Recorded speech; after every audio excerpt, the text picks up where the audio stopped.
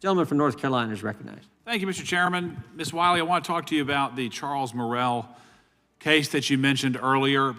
You said it happened where? Boston, In Boston? Massachusetts. Yes, sir. And he was attacked by whom? The Patriot Front. The Patriot Front.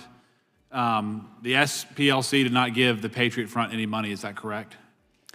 I don't know. You don't know? No. And how was he attacked? And pardon me, I'm just not familiar with this case. The Patriot Front was had a march that they were engaged in without a permit, and he was attacked on the street. Was he killed or just assaulted or? I don't know that it matters if we're talking about a hate crime, which is what we're talking about. I'm just trying to get the details, ma'am, and I'm leading up to this. Would you be willing to condemn the local leaders' efforts to defund the police? Because I agree with you. We should have safe streets.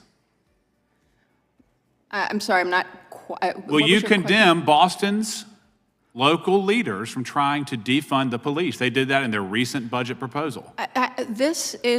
I don't live in Boston. What I will say is this was a hate crime. You think that defunding the police helps or hurts public safety? The question I think that I was asked to come speak to was the rise of hate and the critical importance of us addressing and protecting civil rights. Well, you said earlier that you respect Mr. Murrell's right to a free street. So I'm asking you, will you condemn the local leaders' efforts to defund the police? I will not make any comment about local decisions. What about Mayor Wu's policy of offering sanctuary to people here illegally, regardless of their criminal history? Will you condemn that?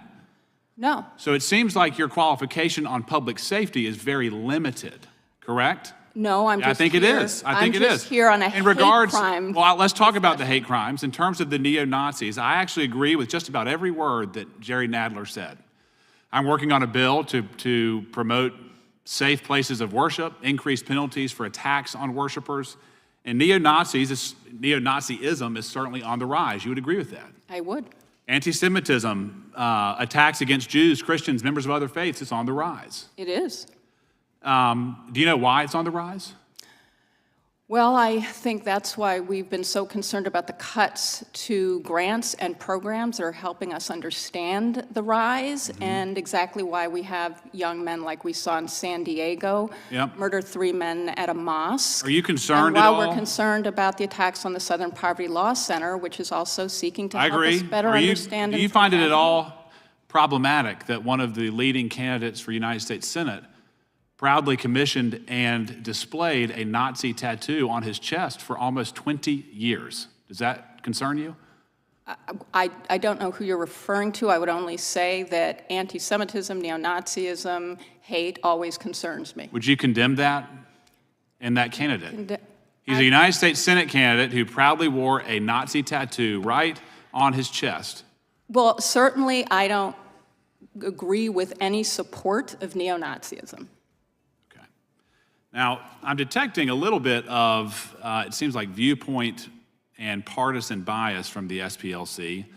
Mr. Perkins, I want to talk to you a little bit about this. Do you know why there is such fervent resistance, or I would say fervent hatred for traditional viewpoints, for Christians, for people like yourself?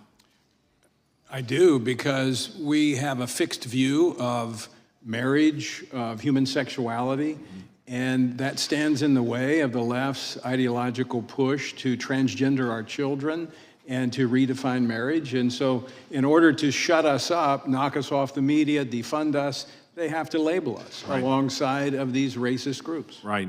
Ms. Wiley, do you think that biblical values are extreme? I don't even understand the question, sir. I'm sorry. Very simple. Do you believe that biblical values are extreme? I believe that people have the right to have their beliefs, including their interpretations of religion, whatever their religion is. Is Mr. Perkins' belief in traditional biblical values what brought him to the forefront of the SPLC's hate group map? I can't speak for the SPLC's You are today. I am here to speak about hate and bias, and what I am here to say is... Do you think that belief in biblical values promotes hate and bias?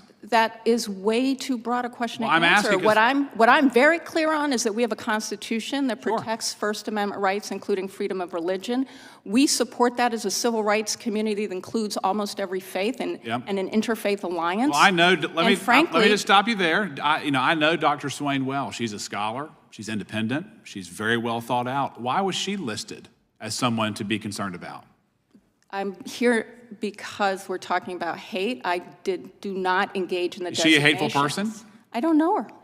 You're on behalf of the SPLC. I'm on behalf of civil rights, the Leadership Conference. Is she on Civil and anti-civil Human rights? I don't know her.